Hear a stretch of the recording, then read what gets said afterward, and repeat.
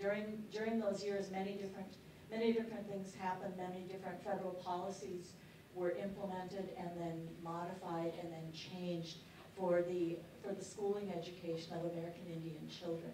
So by the time the school finally closed in the early 1950s, it was no longer an Indian boarding school, it was a daytime school.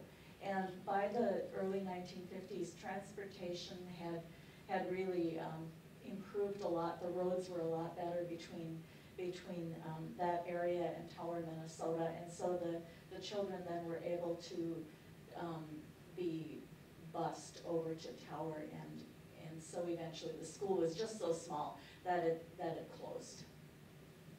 It was really interesting. I've worked at UMD for a long time, and I was the secretary in student affairs in the education department over there. And there was a professor there who was born in Evelyn, and he'd been a professor at UMD for many years.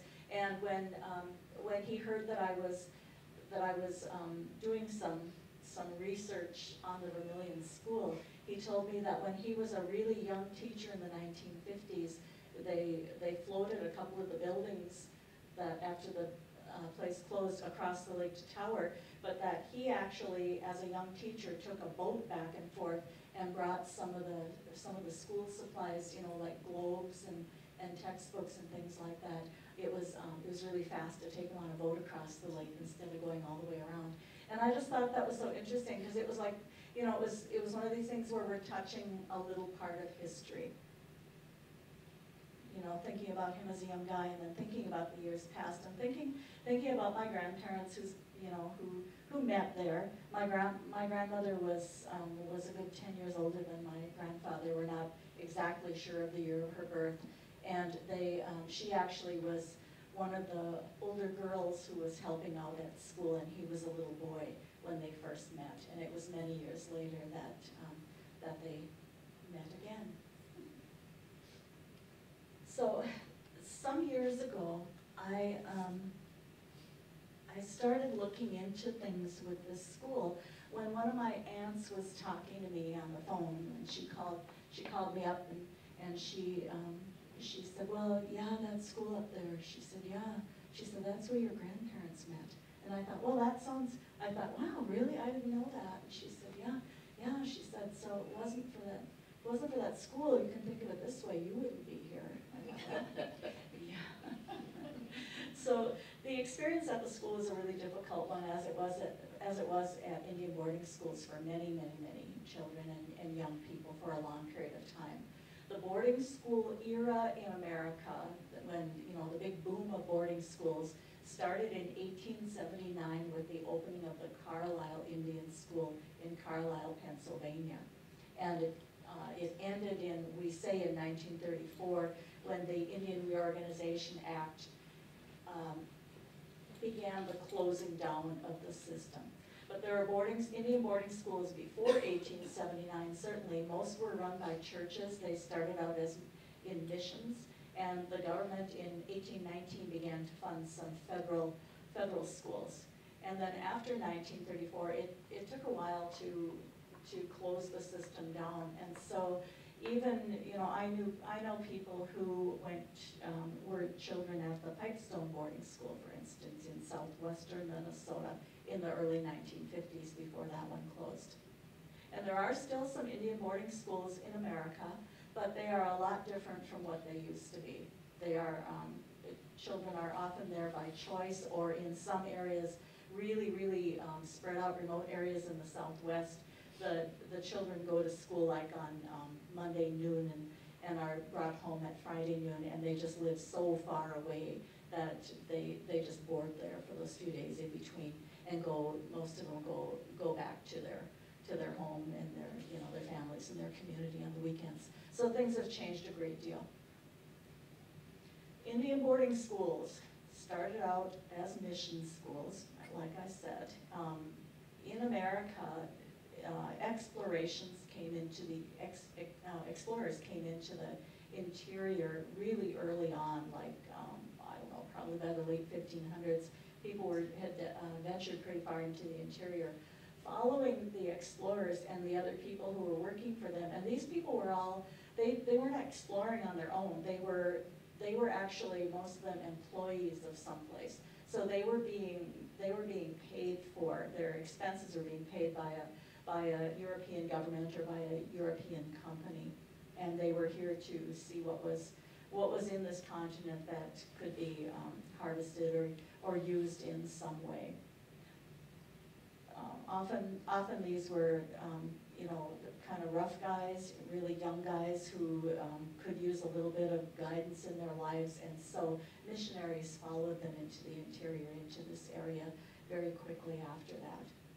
When they got here, they found that place was not empty after all, that there was already somebody living here, and the people living here were not Christians, and so it looked like an endless supply of people whose souls could be saved, who could be converted to Christianity. And one way to do this would be through Bible lessons. And wouldn't it be great if people could actually speak English? And wouldn't it be great if they could read and write English? And so the idea of teaching people to read and write in English took off. But even better than that, it was found, how kids learn things very quickly, children do, their little minds just take everything in. And you know how it is when we're trying to learn another language or learn something, it gets harder as you get older. I think your head gets too full. That's my experience. But it was so much easier to teach children. And so what more worthy project could there be than to better the lives of Native children? And so for the longest time, small mission schools popped up, all over the country, in the interior here, around here. But the big boarding school era didn't begin until after the Civil War, when a man who had been a career Army officer who had worked with Indian people and with Indian scouts, I guess you'd call it, in the Army, and with Native prisoners, had this great idea, he thought, for a new way to deal with a big problem, which was that, the Indians were like breathing and stuff. And so he thought that instead of warfare and genocide, wouldn't it be a kinder, more gentler, and more positive way to do things if Native people could be schooled? And he had some success working with young male prisoners.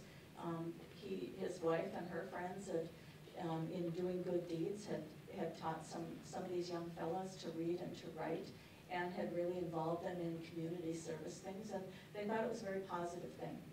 And so Richard Pratt then, when he was finished working with Indian prisoners, petitioned Washington to allow him to have a big school for Native children, that he could solve the problem by assimilating American Indian children into larger American society. And he was considered to be, quite the progressive for his time, because he thought this is not warfare. And it wasn't, but it was a different type of warfare, in my opinion. He honestly felt that by assimilating American Indian children, go for the youth because they're easier and faster to teach, assimilate them into larger society by removing them from their families, the way his prisoners had been removed, teaching them to read and write and do little arithmetic and stuff like that, and keep them in what we would call it an immersion program while they were having their schooling, that they would probably then just blend into larger American society. They would assimilate, and then all kinds of problems would be solved. He really was a big believer in this, and he was also really good at getting support from. He was good at networking. He was ahead of his time, and so he had a very large support network of churches and civic organizations, a lot of women's organizations, suffrage organizations, get out and vote kind of things. He had all kinds of people supporting him, and he had a pretty heavy-duty lobby in Washington, so he got quite a bit of funding to start his first school, the Carlisle School. He was also really good at publicity. In early days of photography, he was very sharp. He got pictures taken of children before before they started their education program, you know, right when they first arrived at school, after they'd been on a train for a week and were hungry and crying and dirty and hadn't had a bath and, you know, lonely and feeling awful and taking a terrible picture. And then he would take a picture have a picture taken of them like 6 months later, and he would show how their appearance had changed, how they were now dressed in Western type clothes, their hair had been cut and restyled, they were posed in a way that would show that they were actually quite scholarly young people. And he used these photographs as ways to gain more publicity for the mission that he was on. And by that point, he was on a big mission to change America for the Indians in his do-gooding fashion. So boarding schools began to pop up all over the place in the 1880s and 1890s. And up here in northern Minnesota then, in the late 1890s, we got a boarding school in Tower, Minnesota. The reason we got one up here, because usually these were supposed to be places where the children would be far enough away from home that they wouldn't be able to go home or to see their families. I've gone through a lot of archives, national archives in Kansas City and Washington, and I was really struck by a lot of the things that I read in the superintendent's reports, and they had to document, it seemed like, every blessed little thing, and also their commentaries on things. And I know one superintendent, and I think it may have been one of the early people from here, said how important it was to not have families visit the children, that they discouraged this as strongly as they possibly could, because the way he put it is, when a child spent 20 minutes with his mother, it undid all of our good work of the past 6 months. You just go, my goodness. So it was, in order to deliver this great reform that he had in mind, it was absolutely necessary for the children to be isolated from their families and ideally be far enough away that if they decided to run, which many of them did, they'd be discouraged by the distance. So it was a system that failed twice, I think, because it failed to educate Native children in the schooling fashion that it was intended to do. I think it wasn't really possible in most cases. Because the main purpose of the boarding schools was assimilation of children into larger America, most of the effort had to be spent on this. The children had to unlearn English and unlearn all their ways. They had to not practice their own religious and cultural beliefs, and they had to be forced to learn English and to practice the ways of what Captain Pratt thought was the best of America. This included, church and really some very difficult, harsh penalties for breaking the rules. So that was the main focus of this. The next focus, and this had to take a back seat, was preparation for their life's work. And so this it overlapped a lot with the assimilation part. The boys in most of these schools were going to be taught to be farmers. Remember, America was still a really rural, farming economy in lots of places. Or taught trades like to be a blacksmith or work in a print shop, harness making. My grandpa, who went to Pipestone, learned harness making and worked in the print shop too.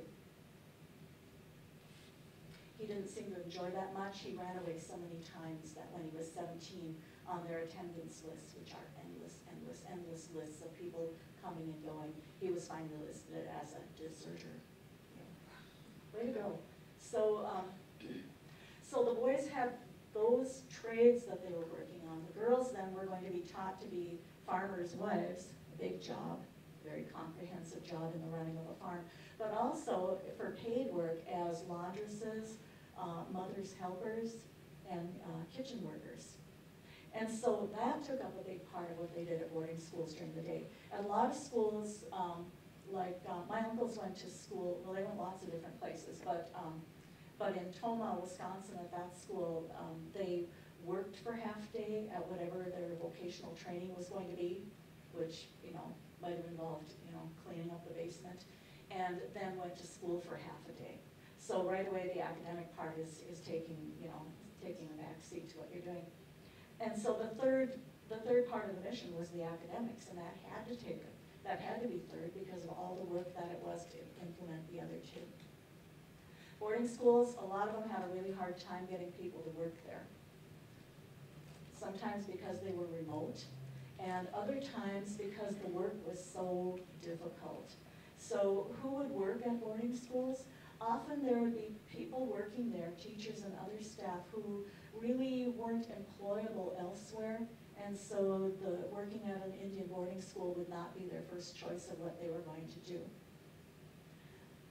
I think, though, that the most dangerous of employees at the boarding schools were the people who really believed in this and who thought that this was the way to go and who implemented their policies and their lessons in very, very harsh ways. Because physical punishment was allowed at boarding schools, children could be hit, they could be deprived of food, they could be locked in. At the Hayward School, my one uncle was saying that they actually called it the dungeon. They had a couple of locked rooms in the basement of one of the buildings where children who really misbehaved, who fought physically or who ran away, would be locked in there for days at a time. And he said they would actually serve them bread and water, just like you would see in old prison movies or something. So things could be harsh. On the other hand, back home often things were in disarray. One way to encourage families and communities to send their children to boarding schools was, well, first of all, to declare education mandatory, compulsory. So in the mid-1880s, this became the law that Indian children had to go to school. But another way was to, because people had been, this is after the reservations had been established and people had been moved around a lot. One other way of great incentive was, since there wasn't enough food to go around anyway, and they were fed commodities from the government, was to only supply enough commodities for, say, the people over 18. So there wouldn't be enough to eat. And so they would tell people this: your way of life is gone. Everything that you knew is gone. It's dead. It has died. It's gone. But there is something that you can do for your children. You can save your children by letting us take them. And so even though, when we picture boarding schools and children being removed from their families, we like to think of, well, this isn't a pleasant thought, but you think of children being torn from their parents' and grandparents' arms and kicking and screaming and everybody crying and going onto a wagon and being taken away in that way. That kind of thing happened, but often it was like, as my one uncle told me, he wanted so much for me to notice. Especially about his mom, who he loved so much. He said, you see, she had no choice. She had no other options. And so, it's a sad, sad story. But he tells me, on the other hand, he had a girlfriend. On Saturdays, if he'd done all his work and done things really well, they took a wagon from Toma into town. If they had a little bit of money from their employment, because he worked off campus for farmers. He said I was big, so farmers really liked me to work for them. He said, so the school would keep my money, but I'd get to have some. And so he would take his girlfriend maybe to the dime store, or to, he said sometimes they went to a movie. And, he said they had a library. He said it was a small room and it had just one light bulb hanging from the ceiling. You remember those? The light bulb hanging from the ceiling when we were kids sometimes. But it's not really a good way to light a library room. But he said he read many, many, many books in the library that they had, and his favorites were the Zane Grey, cowboy, Wild West kinds of books. And he said so Toma wasn't really too bad a place. And this would have been in the 1930s when he was there. He said, what I would say is, if you had to go, if you had to leave your mother, if you had to go away to Indian school, he said, I think Toma was probably the place to be. So I have all, I know these, some of these stories from my family that my uncles told me and my Auntie Carol, And I began to, wonder, I was going to school part-time myself at UMD when I was working there, and I saw that there was such a gap between what I saw taught in the education department to people who were being prepared to be teachers, and what our history as Native people with our schooling education was like.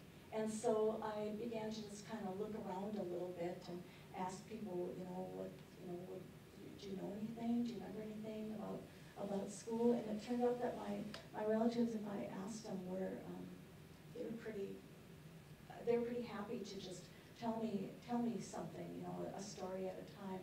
And then I think they've been hanging on to stories and seeing somebody else who might try to take good care of those stories and then pass them on in some way. And so I've told a few of those to people, and, to my children or some of my grandchildren. But I began to write some things about this some years ago. So when I was still in school, then I asked a professor in a Midwest history class if he thought it would be okay if I tried to do something about the Vermillion Lake School. And he was kind of astonished. But he said, "What, really?" He said, "Oh yes, like you thought of slicing bread? Whoever would have, So that was where I began looking at boarding schools, and I started with the Vermillion School. And what I was doing, and it became, I found that I had a real hunger in me, to know things, and for what reason and purpose I wasn't sure, and I'm still not exactly sure. But after a long time, I began to write fiction and nonfiction both, that have to do with the effects of boarding school education on the children who went there, and also on their communities and families. So we know that we know the term historical trauma, and boarding schools, even the best experiences that a student might have had, added another layer to the trauma that generations ahead of them had experienced, and then passed that on to the generation after and after and after. And it's a heavy thing. And I think about our kids now. I think about our children, because I was just reading something. I go on Facebook a lot, but there's all these little articles and things people put on there. And somebody had put something on there about that our young people and our children, she thinks that they're very sad, and she wonders what we can do to try to lift that a little bit, and thinking that we ahead of them might have added another layer ourselves to this sadness, and what can we do to put our heads together to make them feel better, and to look at the world in the way that they would have long ago. Are our children naturally sad people? Are we naturally sad people? And I don't know. What's the answer to that?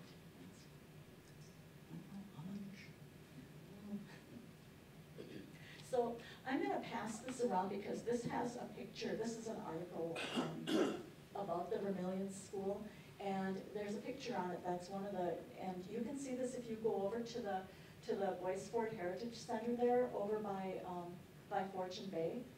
Anybody can go there, and you can see that they have displays about the history of Boyce Fort and the history of the Great Migration, and honors the band members who've served in the armed forces. And there is one part that is a display specifically about this school, and it has some little oak desks in there and some information on the walls. It's a lovely, it's like, how did they put this together? And you'll see that they have this picture displayed too. This was a postcard that somebody gave me a long time ago. Remember, people used to send postcards with pictures of cells sometimes. This one, the bottom is cut off, but what struck me about this is the photographer, he had written across the bottom, "The Indian at Indian School." What an interesting take you had on this. But the picture is great because it's so clear, and you can see the faces, and they look like the faces of children that we see today. We can recognize people in these, which I think is one of the real blessings of being Native person is looking into faces and recognizing, oh yeah, I think I just saw her on the bus, you know, that we're still here then, there's that continuity. How this happened, we owe a great deal to the generations ahead of us that did this, including people like my grandpa, who had a really rough life, but he never let it break him into somebody mean or bad or anything like that. I mean, his life was very, very rough. It's not like he, was like the bank president or anything here. And he had great difficulties all his life. But at the same time, he just kept his, kind of a good nature and optimism to him. And don't you wish you could go back in time, to talk to people from a long time ago and, just say, so what is it with you? How did you do this? So, really cried. Yeah. So I began to write fiction a while ago. And I started out writing about what I've been studying, in school and my stuff outside of school, which was the effects of the Indian boarding school system on the children who went there, their families and their communities and their tribes. And so my first book that I had, I'll just hold it up here. I'll pass it around. So I came to writing late, so I was 59 when my first book came out. It's like, wow, look at that. But this is called The Dance Boots, and it's 8 linked stories that take place over 100 years at a boarding school that has some similarities to the school in Hayward, which my uncle said was the worst place on earth to go.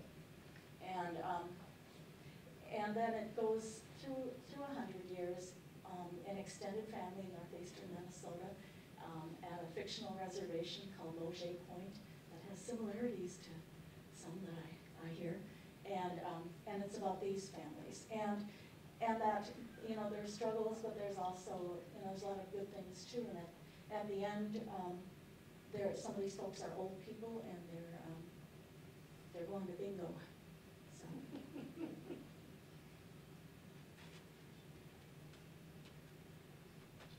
My next book then, since when I was I did a lot of interviewing of people about boarding schools, and then it kind of began to morph into other federal Indian policies that followed. And I know a guy I was interviewing started talking about the federal relocation program he went on in like the late 50s, early 60s, where he went to Cleveland. And he was telling me how the federal relocation program encouraged young people in their late teens and into their 20s, young single people and their young families to relocate someplace else, to go away and to a large urban center and blend in there and assimilate into larger society. And so the man I was interviewing, he really felt so strongly when he was talking. He said that program was the same as a boarding school program, taking younger people and assimilating them, moving them away and thinking that we're never going to come back. But he came back. And so I wrote in The Road Back to Sweetgrass. Sweetgrass is a place. And so this is an area where people are coming back. This focuses really on the stories of some young women, and they experience some of those programs of the federal Indian policy from like the early 50s through the late 80s was called termination, which meant the termination of tribes as legal sovereign nations. And so if you terminate that, you have no members of tribes, and so you have no people who have legal status as Indians in America. How'd they sell this? How did people do this? They wanted us to have a choice, so they let us vote. And so they had a lot of incentives, and they determined then, federal government then had people who just determined what tribe might be ready to be, gone away, and then let them vote by giving everybody a little bit of money. Desperate people and a little bit of money, a combination.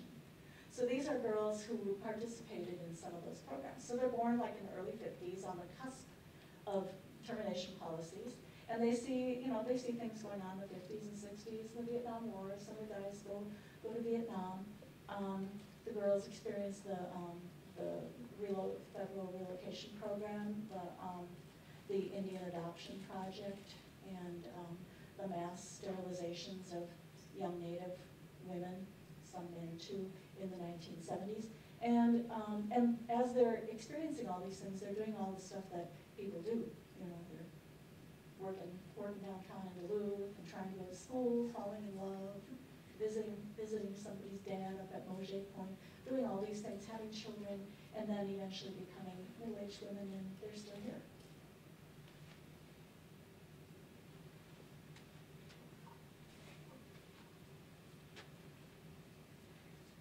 I have a third fiction book that just came out, but I'll pass these around in between. I have a poetry book. It's called The Sky Watched, Poems of Ojibwe Lives. And this is, I'm not really a poet, but this is a collection of things that I wanted to take the story from really early times and bring it up to contemporary times today. There's a lot of stuff about education in here, just because I have an issue here. And so you think, well, education, who writes poems about education, how boring. But I think if you're a Native person with this history especially, the wound is so profound and so long-lasting, you know, collectively, that is this poetry like, what do you call it? What is it when you're getting something off your chest, you know, cathartic? I don't think so. I have found over the years when people are talking about catharsis and bringing it out there so that you heal, I found that actually doesn't actually work for me anyway. I'm glad it does for somebody else. And then I have a book of little essays called Onagamesing, and that's one of the names for Duluth. It means the place of the small portage. And these were newspaper columns in the Boy Sport News and in the Duluth Budgeter over a long period of time. And so I kind of combined and rewrote these and gave it a seasonal kind of organization. It's not about the seasons so much in nature, though that's in here, as it is the seasons of a person's life and the seasons of people, of mankind. And so I was happy with that. My newest book that came out in April also is about something that has resulted from, I think, from federal Indian policies, and that is the situation that is not new, though it's getting some attention these days, and that is that of missing and murdered Indigenous women. So as far as my experience goes, I mean, I've lived in Duluth, you know, most of my life here, and even when I was a little girl, you know, the stories of young women and being trafficked, you know, if not on the ships, you know, around the area there, was something that people just kind of knew about. Nowadays, there's more attention being paid to this, or when a young woman just missed, she's just gone. When did she disappear? What happened? Again, it's like boarding school stuff. We like to picture some great resistance going on, but the fact is, when these women disappear, we don't know the circumstances most of the time, and we don't know at what point they did. If we did, it might be a whole lot easier to find them. But I'm glad to see attention is being paid to this, but what I wanted to look at in this fiction book is the effects of a missing woman on her family. And so the woman who appears every once in a while in this book is a woman named Loretta, who was born probably in the early 1950s and disappeared in 1977. And she had two little girls. And she had a really, really difficult life and was on the verge of losing them. So she signed them over to the county under duress, and then seemed to drop off the face of the earth. So what happens, you know? Her children then nobody knew she was gone. Her children became lost in the foster system and experienced several different foster situations. And eventually, somebody in her family said, where the kids have gone, what happened to the kids, and tracked them down. And under the Indian Child Welfare Act, then the Mauger Point RBC made the request to have the girls placed with relatives. And so that happens midway through the book, and then from then on, they They have to make an adjustment back into living among their family and, you know, the many historical and cultural things that they have to kind of get caught up on the best they can. But it doesn't mean that their lives are now just, everything's just peachy, because they live in Duluth, they live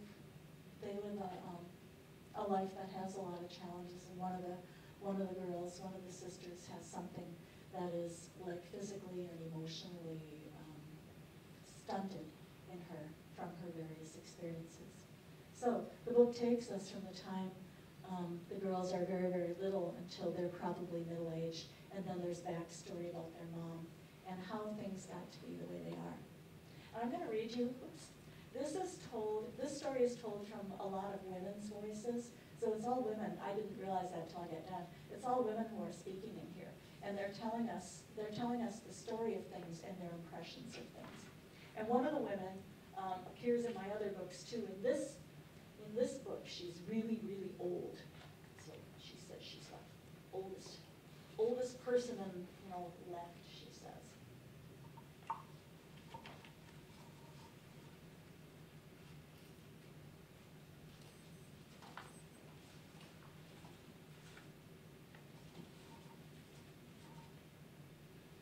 So she's explaining a little bit that she is related to Loretta, the woman who nobody sees anymore. And she wants us to know this now. She's really old and she's living in elder housing, and she just got interviewed by a young guy who wants to write about her as an elder for the Moje Massinegan, the newspaper. And so he left, and she's thinking about this, and she's thinking about Loretta. So she says, as Loretta's auntie in the Indian way, I will tell you that there is more to Loretta's story than her disappearance, and more to her disappearance than the story. Stories like Loretta's were and are sadly so common that it didn't even merit mention in the news, that an Indian woman who lived a rough life had lost her children to the county and dropped off the face of the earth without anyone even noticing for the longest time. Loretta was one of those women, one of how many we will never know.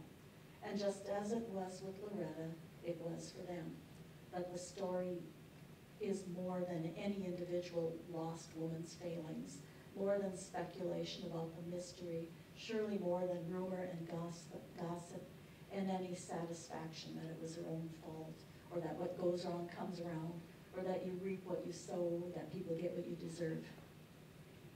It's our history.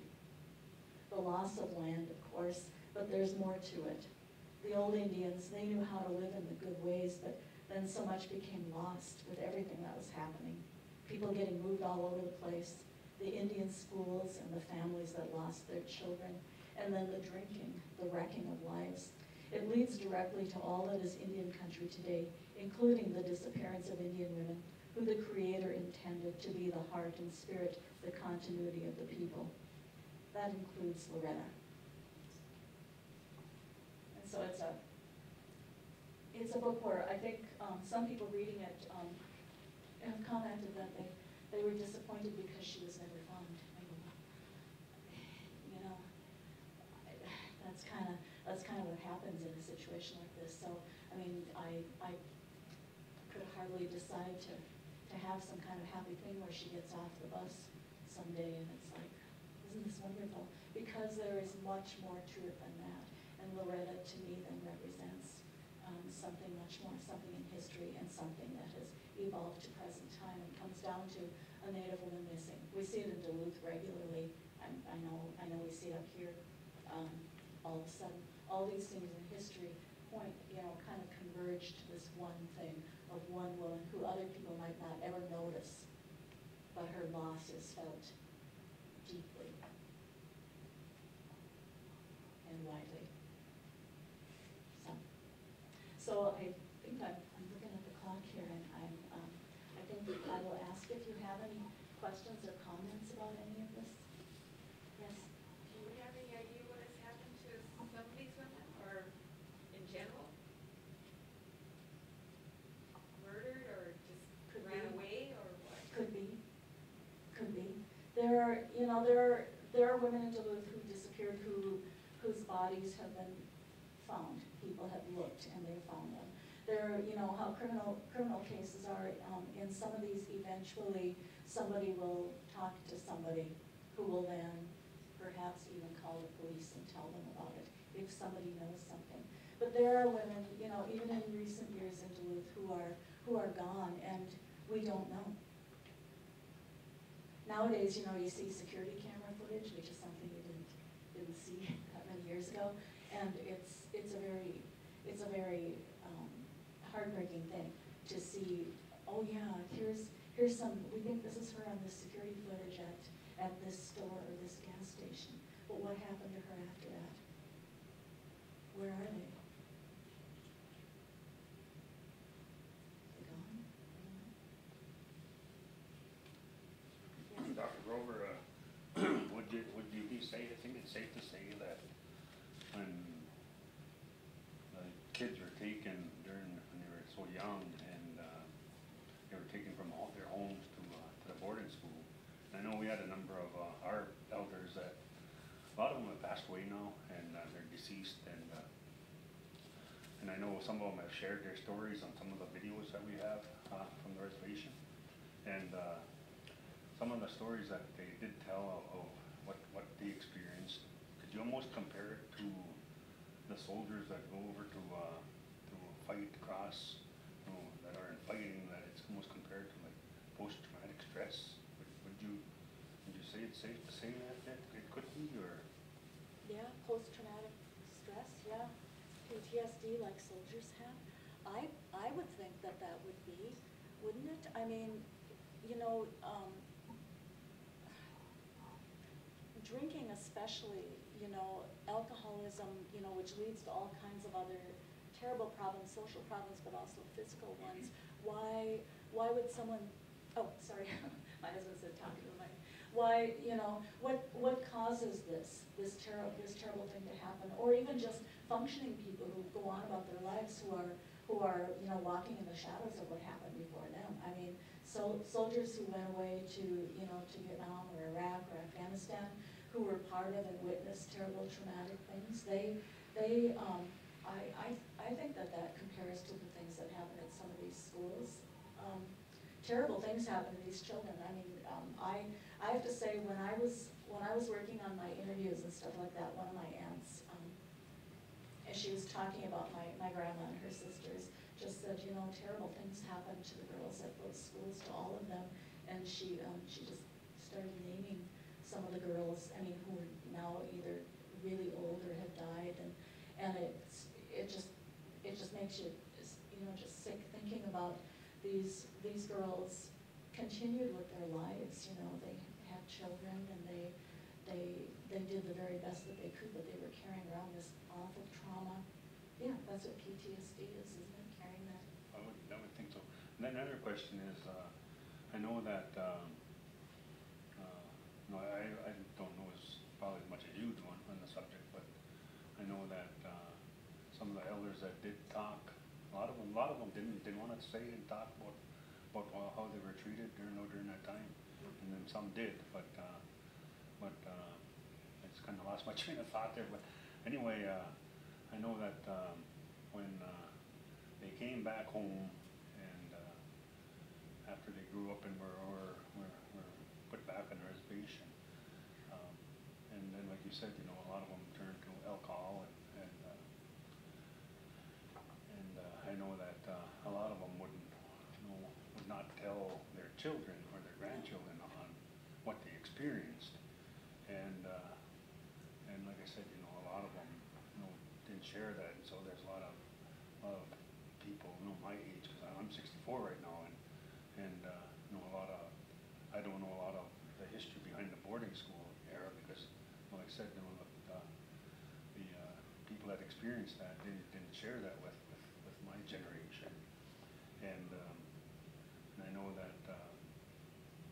know that right now that it's being talked about and told, and learn, you know, and they're trying to teach the younger ones what they experienced, and the loss of the native language, and you know, because right now, you know, we're in the process of trying to teach our younger ones about the language, but then a lot of them, you know, they shy away from it, and I'm not sure what it is. I'm not sure if they don't don't wanna learn, or if they're not interested at that time, but you know, we're still trying to teach the language in our schools and at Net League.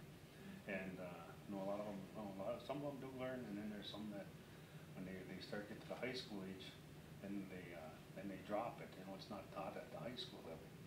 And so they're forgetting their language then.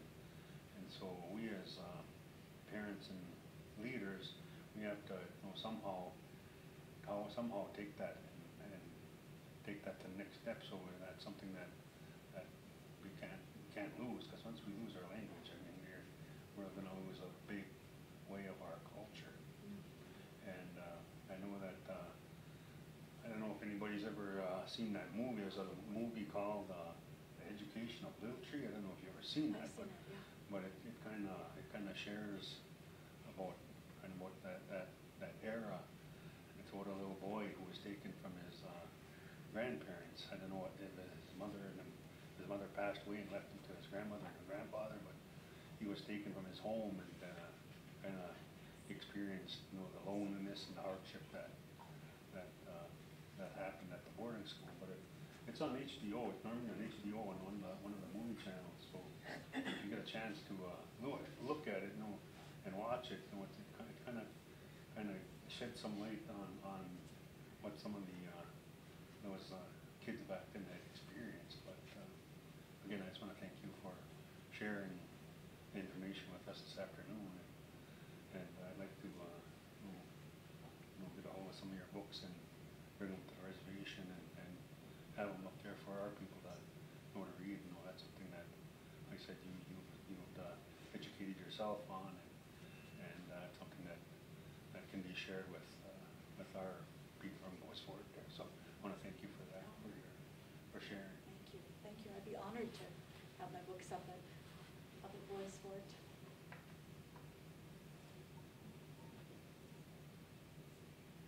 The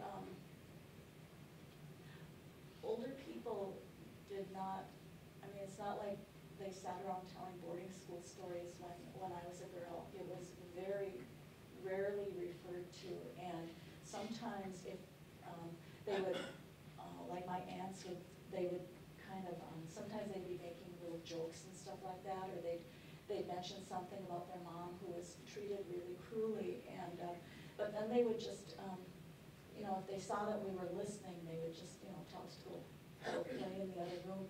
And I think, you know, I think the older people didn't want us to have a bad feeling about school. I think they wanted us to get the best schooling education that we could.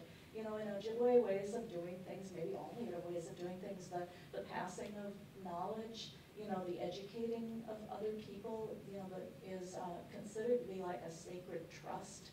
And everybody really eventually is some type of teacher. It's kind of like a net that holds things up and hold things together. And I think they wanted us to have the very best experience that we could at school and to not have bad feelings about it. But I do think that just the same, these things carried over. I mean, and when I went to school, I bet the dropout rate in Duluth for Native students is probably 90% when I was in school. And I think I think people were very uneasy with formal schooling and and even without knowing the details about it. You know, you just got, I feel like we got a feeling from the older people, yeah, what'd you do in school today? You know, and, oh, that's really good. But I always felt the background of this somehow. And I know, you know, they didn't talk to us a lot about that, and some people, in a lot of families, they spoke just English to the kids too, even if they could, you know, speak the Ojibwe language themselves.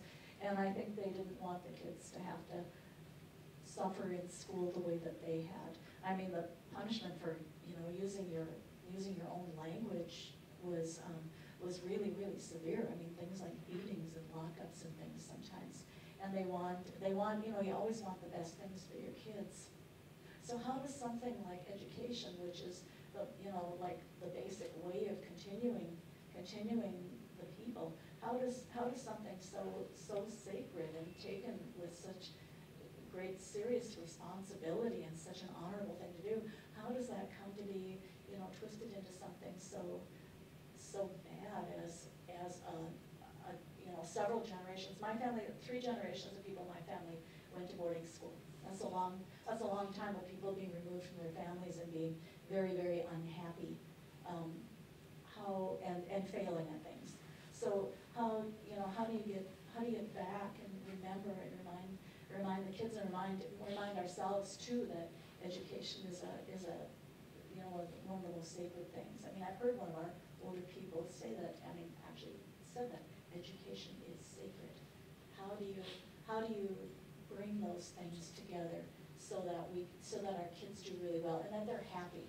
I worked in K-12 education. I remember one mom, when her daughter's having real problems in school, she sat there with the assistant principal and a few of us, and she said, I want her to be happy to go here. And I thought, well, how simple is that? Why couldn't this girl be happy to go here? Oh, I was just going to say, you know, I mean, if you have oppressors, you know, all over the world, I mean, they've always railed against, you know, religion, types of belief systems, you know, especially with indigenous people, trying to eradicate a lot of their belief systems. And so, you know, you get like Pol Pot or, you know, some of the communist leaders or anything like that. That's pretty much a way of, you know, subjugating the population to whatever the doctrine is of the oppressor. And so that's basically, you know, the way I've always approached it is these were systems that were put in place, like they weaponized the education, they weaponized the religion, you know, I mean, when, as I understand it, when the first contact or the first people that were coming over, you know, when they talked about Christ, when they talked about, I guess, Christianity, you know, our people were relieved, you know, they were saying these people have a system and they're human. And so that's kind of the way that they approached it and said, and they gave respect to that. But it was always this, you know, greed and, you know, resources and things like that they utilize a lot of these concepts, you know, like religion and education and things that should be, you know, I guess, presented in the fairest light. They weren't presented in that way. And so a lot of the people, especially like my grandfathers and actually my uncles, they still have remnants of what they were told. And basically they were told, don't speak your language, don't practice your ways. That's the reason why this whole system that we used to have that took care of us as Native people up in this area, we had it all. I mean, we were all wealthy at that point in time. I mean, it was just a different kind of wealth. And educated. Yeah, and educated. And so there were all these systems that were in place, and we were, I don't know, what do you call it, children of the forest? Is that what they said? That we're happy and we're, you know, we had this enlightenment or this thing that we carried with us, you know, in our daily relationships, our relationship to a creator, a relationship to our environment, a relationship to, you know, our families. We all had these roles, and we all knew our roles. And, you know, one of the things that I always observe is, you know, a lot of this is tied up in our way of life, our Mede system, and how that was demonized. I mean, it was basically our way of living. I mean, there wasn't really, you couldn't pull a language out of the culture, you couldn't pull a culture out of the language.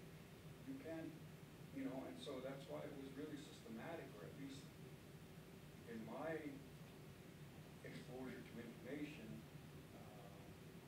you know, that I researched, it's basically something that has been active, and I can kind of see a little bit of the corner turning a little bit now to where, you know, like everybody used to say, well, don't say that, or don't talk about that, don't do this. And like you said, are we now a generation, are we a people of sadness? It's like, no, we're not. I mean,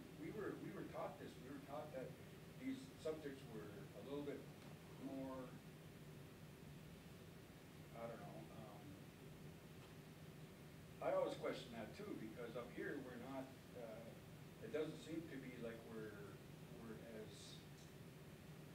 I mean, you can be reverent, you can have a seriousness about your relationship to a creator, but there's also joy in that, you know, and I don't think we understood that, and I think that was kind of what was systematically taken away from us, or that we were encouraged to forget. And that always goes back to, you know, our connections with each other, and our connections to, and the vehicle that we use, our language, and you know, the medicines that we had, and I mean, it was all interconnected, and that was the date. And so those kind of systems, I think, are the ones that we have to, like Dave was saying about the language. Very rarely will you ever get one of our elders to kind of talk about those experiences, because they were horrific. You know, they weren't joyous occasions. They weren't something that you know, and even at that, I can kind of see where there's some guilt involved too. Nowadays, just recently before my uncle passed, about within the last year, I think it was. But he used to say that when he was out, he went through relocation. He went out and got a trade. He went out and got, you know, welders, and he traveled around the country performing that job and making a living and supporting these kids and all that.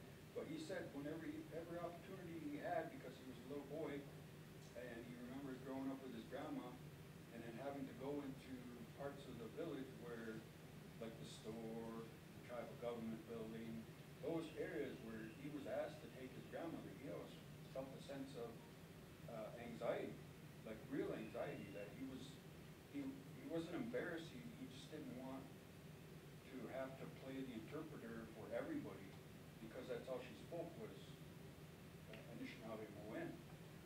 And so when she was talking, and he would just hope and pray that he didn't run into anybody else that spoke, because then they would talk between each other. They weren't talking about anything in particular other than what they were doing in their own, you know, paradigm at that moment. And so, but when there were others in presence that didn't speak the language, he was the one who could feel the tension. Like, oh, they're thinking that they're talking about them, okay? And so when you kind of have that too, like even up in the village now, we have elders that come up and talk to us. We don't know what they're saying. I can kind of feel like we should know that, you know? And then I try to remember and just keep that in mind. But there are times when a lot of the elders, I can understand that they're not going to be forthright with a lot of this information. And, you know, you hear stories about our, you know, my grandmother's grandmother, that generation, trying to bleach their skin, you know, because they didn't want to be dark. And so that's another issue there, is the darkness. You know, if somebody's got that dark complexion, a lot of times they're kind of ridiculed, but that is always stuff that we were taught from non-natives. And so those kind of things are behaviors that we learned. And that goes along with everything else, and how all the Meday practitioners had to go into the woods away from Christian eyes, you know, in which a lot of the Indian agents were, you know what I mean, they kind of were on that side of the fence. And so the Indian agents would keep notes, meticulous notes, who was in attendance, who was doing this, and so they, you know, that was viewed as a check mark against them. And so, you know, when they were out doing there's a ceremony out there that's just like a cakewalk. You bring a gift. You know, you sit in a lodge, and it's just, you're exchanging gifts. That's all you're doing. You know, and those are the kind of things that kept our communities together way long time ago. You know, these teachings that went along with it, and it was something that, you know, I don't know. I mean, I see other communities doing that type of stuff too. So, and that kept us tied together. And there were tons of other ceremonies, you know, and they're not really ceremonies, they're just practices, I guess. But Dave was very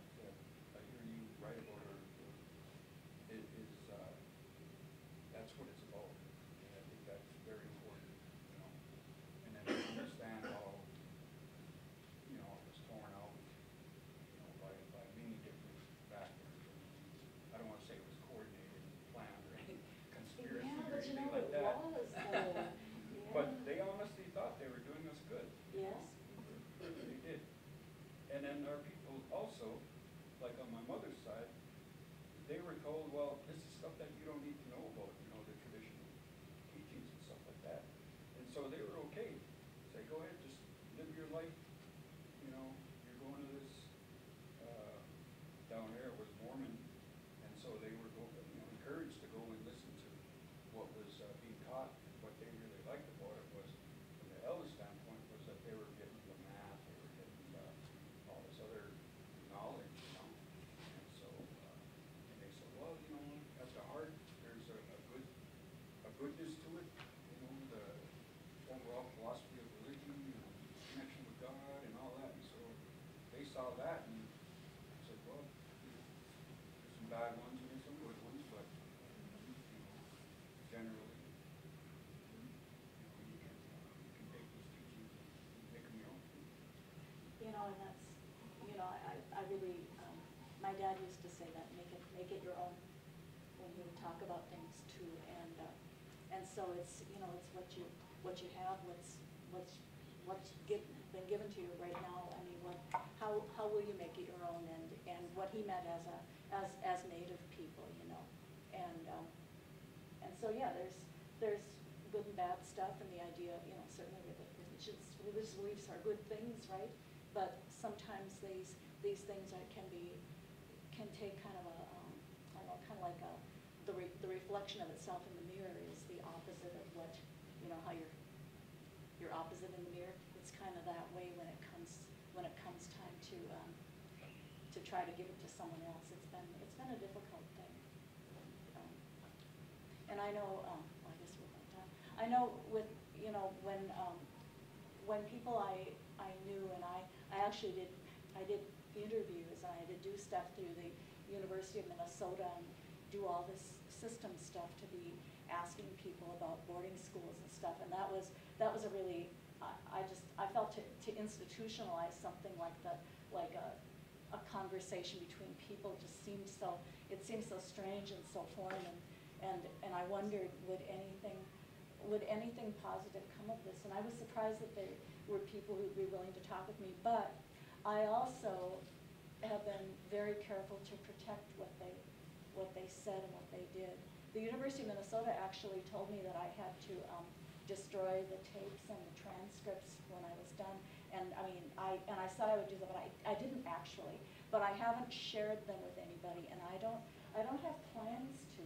But I'm thinking that sometime, you know, after I'm gone, you know, maybe they might be archived someplace. But I felt like, you know, we need to protect our elders too from prying eyes and things like that. And that is actually why I started writing fiction, because I thought this might be the only way, if I want to tell a story, to actually be able to do it. So even though this stuff is fiction, to me it's more true, you know, than nonfiction.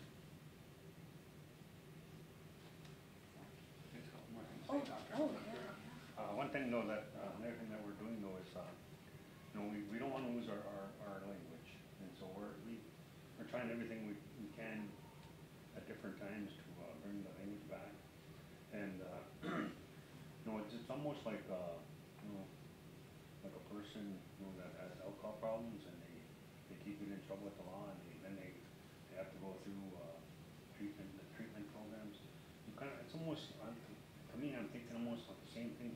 You just got to keep trying and kind of be like a counselor to our young ones, to teach them the language.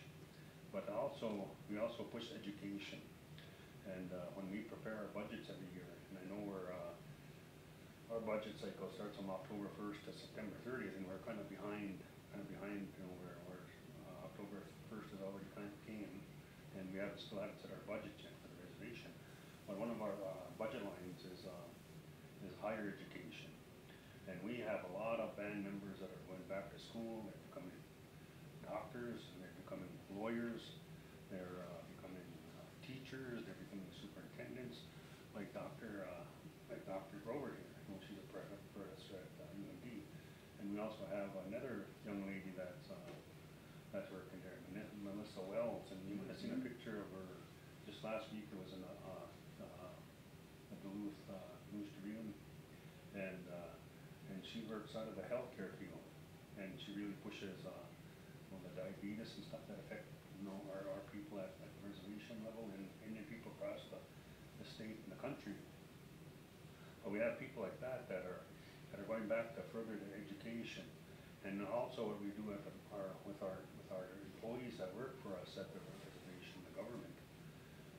If whatever field they're in, if they're in accounting, because I have a daughter that works in our accounting department up there, and right now she's going back to get her BA degree for accounting, and she took she just finished up her first, I think it was AA, I think it was AA or BA? AA and then a BA. Yeah. Okay, she got her AA just last year, and now she's working on her next step. So what we do at the reservation level, if we have our any of our employees that are working for us, even non-Indian employees, and we have a lot of employees that have been with us a long time. We have people that have been with us for close to 40 years, and if they want to continue their education within their field, we allow them to use what we call education, where they can work on their school projects or whatever during work time, and we allow them to use that time to go to school, whether it may be online or through Masabi or one of the schools, and so they can take time off from their work and get paid for it, for that education. So we're really promote education at the reservation, and we really want to work and have our people, you know, get educated, take advantage of that.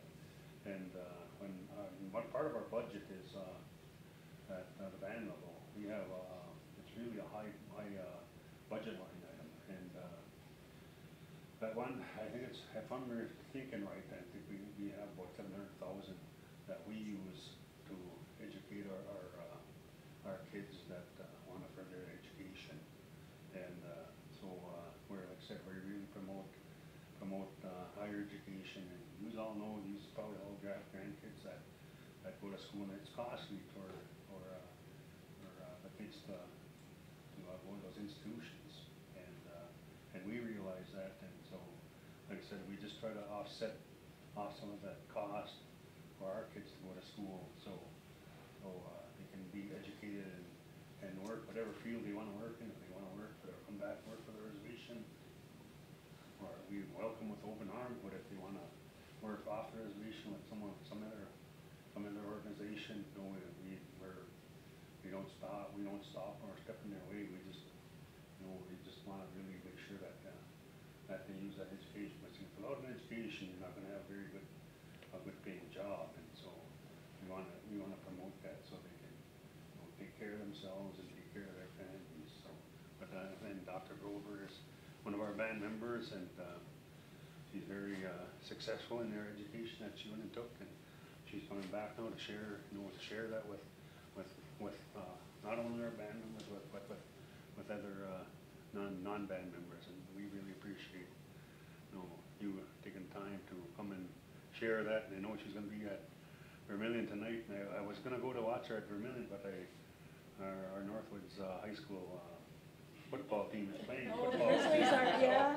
So I wanted to go and watch the kids play too, so I thought I'd come here and listen to her this afternoon, and then not be there tonight and she's in Vermillion. So I'll be at the football game on rain watching. Well, I mean, which we're coming here, but yeah, you gotta be I there. just want to thank you for Yeah, your support them, yeah. So, yeah, and how cool is that? I mean, kids are playing on the football team, they're doing all kinds of cool things, and, you know, it is part of, you know, making it your own, taking the best, you know, the best of, you know, of what the world has, and, you know, doing your part then, I mean, to contribute things to the world too. So we'll see what the Grizzlies are gonna contribute to.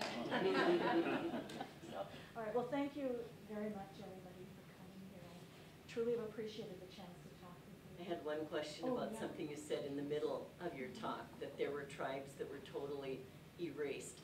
Did anyone ever go back and reestablish tribes that were pretty much Oh, dissolved? the ones that were like, yeah, the ones that were dissolved, yeah, they, Did they?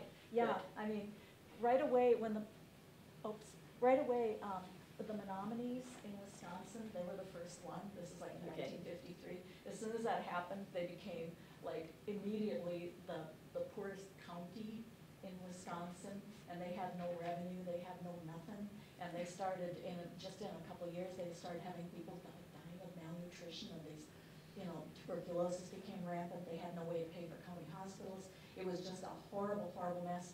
And you know what happened is they had a couple of Native students who were college students then who fought that for,